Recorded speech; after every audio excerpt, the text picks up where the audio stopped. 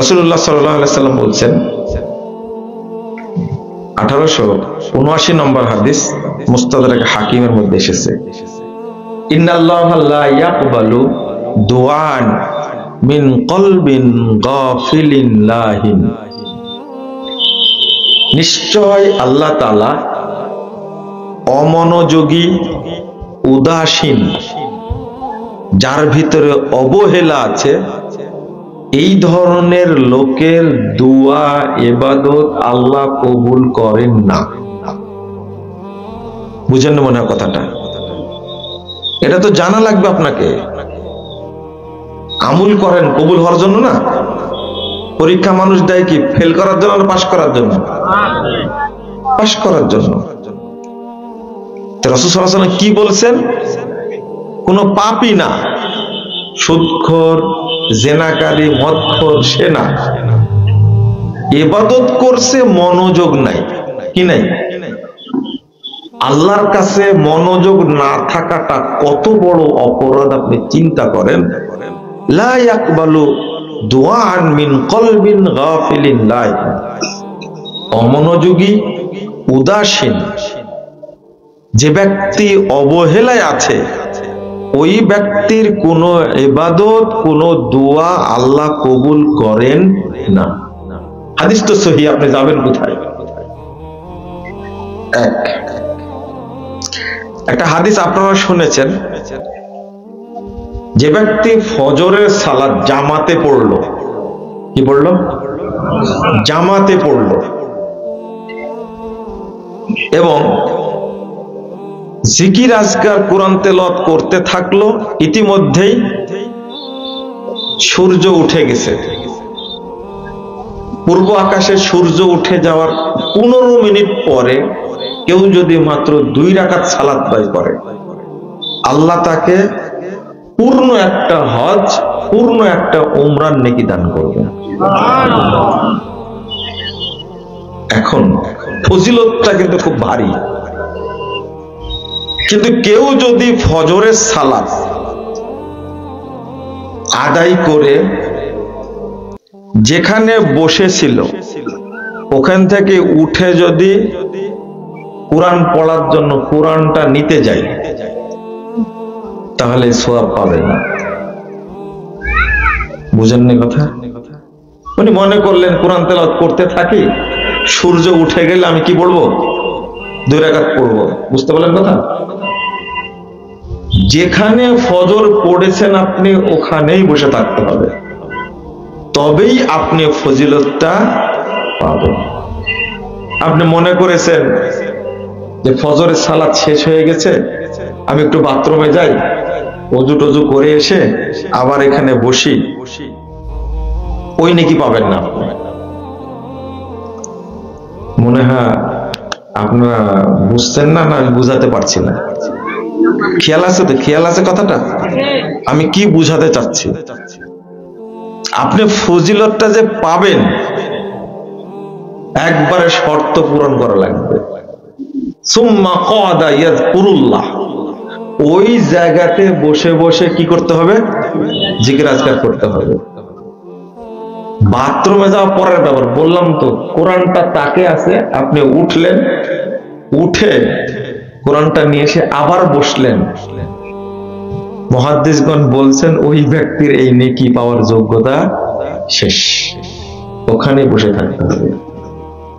তো আমি যে ফজিলতটা বললাম, যে কোনো ইবাদতেরই যেখানে বড় ফজিলত আছে ওই জায়গায় দেখবেন বড় শর্ত আছে। কি আছে? শর্ত বড় আছে, কত সহজ না। যেমন রাসূল সাল্লাল্লাহু আলাইহি ওয়াসাল্লাম বলছেন, কেউ যদি সূরা ইখলাস একবার পড়ে, তাহলে কোরআনুল কারীমের 3 ভাগের 1 ভাগ পড়ার নেকি হয়। আপনারা কে কে পড়েছেন দেখেন, আজকে এই নিয়াতে কে পড়েছেন? দেখেন এতগুলো মানুষ বসে আছে, কয়েকজন হাত তুলেছে। বুঝেন তাহলে 3 বার পড়লে পুরো কোরআন তেলাওয়াত করলে যে নেকি হবে, সেই নেকি আল্লাহ তাকে দান করবেন। সহিহ মুসলিমের হাদিস। তো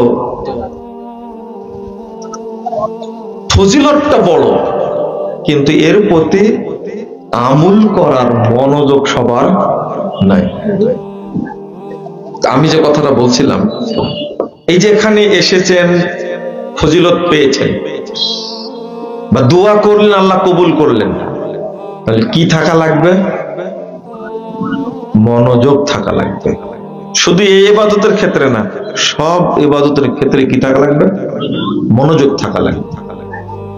আর এখানে আরেকটা বিষয় আপনি জেনে নেন, সেটা হলো শুধু মনোযোগ নাই তাই আল্লাহ কবুল করেন না।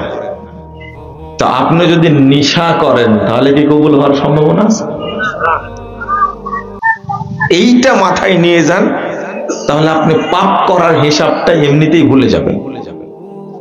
যে মিথ্যা কথা বলে তার ইবাদত হওয়ার কোনো সম্ভাবনা আছে? যে ব্যক্তি হারামখোর, হারামখোর বুঝেন তো?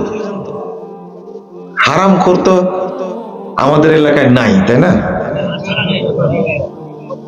হিসাব করে দেখবেন যে হারাম খায় না এরকম লোক পাওয়াই যাবে না। সবাই হারামখোর, অধিকাংশই। আপনার মনে করেন বক্তারা হারাম খায় না, তাই মনে করেন? এক বক্তা আসছে, আসার পরে তার ডিমান্ড হলো 1,50,000। 3টা মাহফিল করবে এক এলাকায়, তাহলে কয় লাখ হলো? দিনে ওর ইনকাম 4.5 লাখ টাকা। ওর কয় টাকা লাগে রে ভাই? আপনার চেয়ারম্যানকে দুর্নীতিবাজ বলেন, আপনার হুজুরই তো বড় দুর্নীতিবাজ। আবার ঠিক বলেন, কি আশ্চর্য! আপনারা ডেকে নিয়ে আসেন, আবার ঠিকও বলছেন আপনারা। আপনারাও হারামখোর। থামেন, কারণ ওকে তো 1.5 লাখ টাকা দিবেন, 1.5 লাখ টাকা খরচ হয়েছে, তুলেছেন 10 লাখ টাকা মাহফিল কমিটি, আর বাকি টাকাগুলো নিয়ে আপনি কক্সবাজারে চলে গেছেন। তাহলে আপনারা কি খোর? হালাল খোর। বক্তাকে হারাম দিতে পারলে আপনি খেতে পারবেন না কেন? আপনারা বুঝেন যে কোন বক্তা কেমন, বুঝেন না? অবশ্যই বুঝেন। ওই বক্তাকে আবার আপনারা ডেকে নিয়ে আসেন। বলতে পারবো না, চাঁপাইনবাবগঞ্জ, গোদাগাড়ি আর নওগাঁর সাপাহার এলাকার আহলে হাদিসরা এই বেহায়া, নির্লজ্জ এবং গান বাজনা করে এই মিথ্যুক মুফাসসিরদেরকে বেশি দাওয়াত দেয়। আবার ঠিক বলেন? আপনারা ঠিক বলছেন কেন? আমি যেটা বলবো ওটা ঠিকই বলবো ইনশাআল্লাহ। আমার কথা সার্চ দিয়ে বের করেন, দেখে আপনার সাহস আছে কিনা কোনটা ঠিক বলেছি। মানুষ তো ভুল হতে পারে, হিসাব নিকাশে ভুল হতে পারে, কিন্তু কথা যেটা অত সহজে পাবেন না আপনি। এত মিথ্যা কথা বলে, এত মিথ্যা কথা বলে বক্তা, এরপরেও আপনাদের এলাকায় তার ব্যবসা কিন্তু জমজমাট, তাই না? ব্যবসা জমজমাট।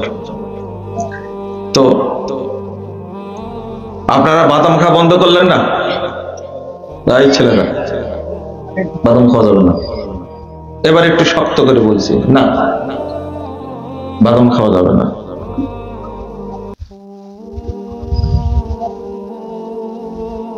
যদি কেউ হারাম খায়, কি খায়? হারাম খায়। একটা জিনিস শুনে রাখেন, হারাম খোরের তো দোয়া কবুল হবেই না, ইবাদত কবুল হবেই না, হারাম খোরের জন্য দোয়াও করা যাবে না। কি করা যাবে না? যদি আপনি বুঝতে পারেন এই লোকটা সুদের সাথে জড়িত, তার জন্য শুধু একটা দোয়া করা যাবে। কয়টা? একটা দোয়া করা যাবে, সেটা আল্লাহ তুমি তাকে হেদায়েত দান করো। বলা যাবে না আল্লাহ ওই লোকটার উপরে তুমি রহমত নাজিল করো। অসুস্থ হয়ে গেছে, বলতে পারবেন না আল্লাহ তাকে সুস্থ করো। ওই লোকটা বিপদে পড়েছে, আপনি বলতে পারবেন না আল্লাহ তুমি তাকে বিপদ থেকে উদ্ধার করো, বলা যাবে না। এখন বলবেন যে দলিল দেন, দলিল তো দেবই। 224 নম্বর হাদিস, সহিহ মুসলিম খুলবেন। আমি কেন বলছি যে হারামখোরের দোয়া কবুল হওয়া তো দূরের কথা, ওর জন্য দোয়া করাই যাবে না। আমি এটা বোঝানোর জন্য বলছি। আর সবাই আমরা কি হারামের সাথে জড়িত। আপনারা টেনশন করেন না, ডেস্টিনি কিন্তু আবার আসতেছে, ডেস্টিনি আবার খুব তাড়াতাড়ি ফিরে আসতেছে। যারা আগে খাইছেন তারা দাঁতকে ভালো করে ধার দেন, খুব অপেক্ষায় আছে যে এতদিন ছিল না আমরা কিছুই খাইনি, ডেস্টিনি আবার আসছে। কি জন্য বললাম যে হারাম জিনিসটা সবাই খায়, ডেস্টিনি তার প্রমাণ। এখানে বড় বড় হুজুরেরাও খাইছে। আর আহলে হাদিসরা বলেছিল কি ডেস্টিনি চলবে না বলেছে, হারাম বলেছে। কি বলেছে? হারাম। আপনি কমাচ্ছেন কেন মিটার? বলছে হারাম, চলবে না বলেন। আগে বলেছে কি মাল্টি লেভেল 2000 হারাম, ব্যাক কোটাই প্রথম এটা। যেমন আপনারা এখানে যারা বসে আছেন জমি কটে নেননি, এরকম লক্ষণ কমই আছে। কটে না বুঝেন তো কি বলে কট বন্ধক নাই, খুব কম। মাশাআল্লাহ, আলহামদুলিল্লাহ, খুব খুশি হলাম যে খুব কম আছে। তো ওমর রাদিয়াল্লাহু আনহু ছেলের নাম আব্দুল্লাহ। কি? আব্দুল্লাহ। তো ওমর রাদিয়াল্লাহু আনহুর সময়ের সমসাময়িক ব্যক্তি একজন সাহাবী, তার নাম হলো ইবনু আমের। কি? ইবনু আমের, দুইটা মিলিয়ে ফেলেন না। তো ইবনু আমের রাদিয়াল্লাহু আনহু তিনি অসুস্থ, আর ওমর রাদিয়াল্লাহু আনহুর ছেলে আব্দুল্লাহ ইবনু ওমর তিনি তাকে দেখতে গেছেন, যেহেতু বাপের বন্ধু। কার? বাপের বন্ধু। দেখতে গেছেন। দেখতে যাওয়ার পরে ইবনু আমের আব্দুল্লাহ রাদিয়াল্লাহু আনহুকে বলছেন, ভাতিজা আল্লাহ তাদুল্লাহ আলী, ভাতিজা তুমি কি আমার জন্য একটু আল্লাহর কাছে দোয়া করবে না? যেহেতু তোমার বাপের বন্ধু, আজকে আমি অসুস্থ, আমার জন্য দোয়া করো, আল্লাহ যেন কি করে দেন, সুস্থ করে দেন, খেয়াল করেন। তখন ইবনু ওমর রাদিয়াল্লাহু আনহু বলছেন যে সামি'তু রাসূলুল্লাহ সাল্লাল্লাহু আলাইহি ওয়াসাল্লাম লা তুকবালু সালাতুন বিগাইরি তুহুর ওয়ালা সাদাকাতুন মিন গুলুল। শুনেন চাচা, আমি রাসূল সাল্লাল্লাহু আলাইহি সাল্লামকে বলতে শুনেছি ওযুবিহীন সালাত হয় না, আর দুর্নীতিবাজের দোয়া কবুল হয় না। মানে সাদকাও তো কি একটা দোয়া না? বলছেন যে আপনি দুর্নীতি করেছেন, আপনার জন্য দোয়া করে লাভ নাই।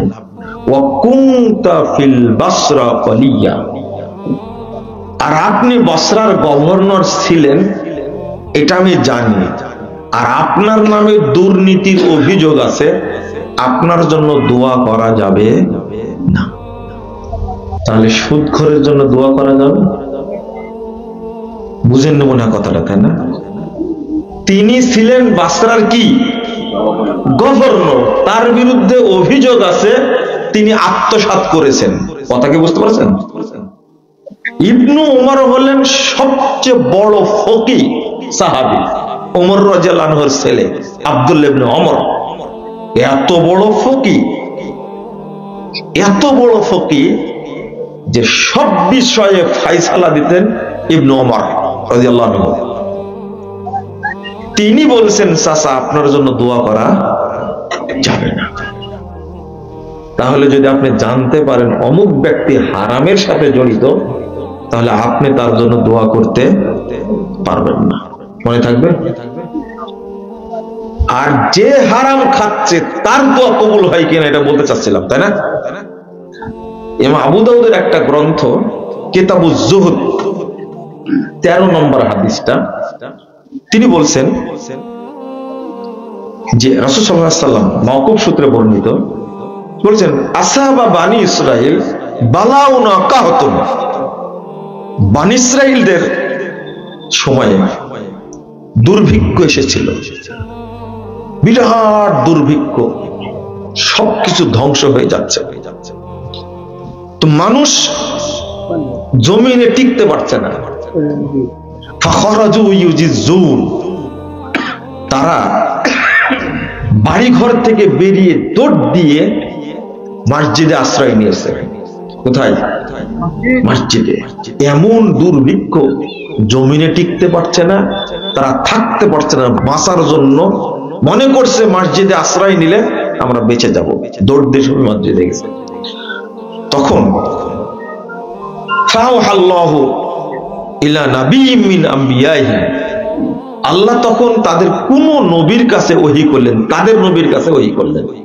বলছেন, তাখরুজুনা ইলাস সাঈদ বিআবদানিন নাজিসা ওয়া বিয়াদিন তাসফিকুনা বিহাদ দিমা ওয়া মালাতুম বুতুনাকুম মিনাল হারাম। খেয়াল করেন কথাটা কত বড়। এই তোমরা অপবিত্র দেহ নিয়ে মসজিদে হাজির হয়েছো, আর যে হাত নিয়ে এসেছো এই হাত দিয়ে মানুষ হত্যা করেছো। ও মালাতুম বুতুনাকুম মিনাল হারাম, আর তোমাদের পেটটাকে হারাম দ্বারা পূর্ণ করে রেখেছো। এই অবস্থায় বাঁচার জন্য তোমরা মসজিদে আশ্রয় নিয়েছো। ফাস্তাদ্দা আলাইকুম গাযাবি, আল্লাহ এবার বলছেন আমার শাস্তি, আমার গজব, আমার মুসিবতটা তোমাদের উপরে এখন আরো বেশি হতে থাকবে। মানে হারামখোর যদি কাবা ঘরে ঢুকে বলে আল্লাহ তুমি আমার দোয়া কবুল করে, আল্লাহ বলেন তুই অপবিত্র দেহ নিয়ে আমার পবিত্র জায়গায় আসছিস, তোর উপরে গজব আরো বেশি হবে। বুঝেন না মনে হয় না? এগুলো কি বুঝবেন?